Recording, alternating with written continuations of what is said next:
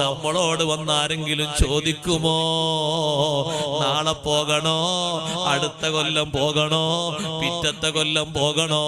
അങ്ങനൊരു ചോദ്യമുണ്ടോ? ഇല്ലേ ഇല്ല.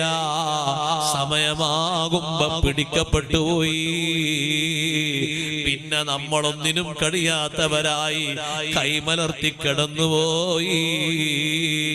ഇന്നലെ വരെ വെല്ലുവിളിച്ചവരും, ഇന്നലെ വരെ വീമ്പ് പറഞ്ഞവരും, ഇന്നലെ വരെ സ്വന്തം ശരീരത്തെ നിയന്ത്രിക്കാതെ നടന്നവരും ഒരുപോലെ കിടന്നുപോയി.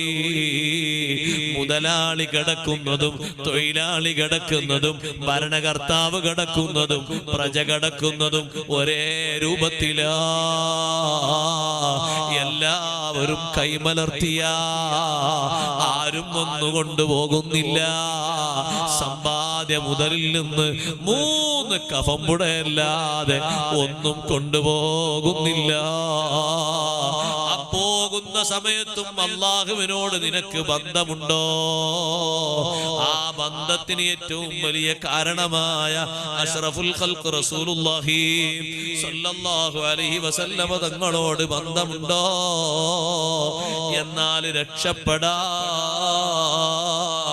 അല്ലെങ്കിൽ നമ്മുടെ കാര്യം കഷ്ടം തന്നെ.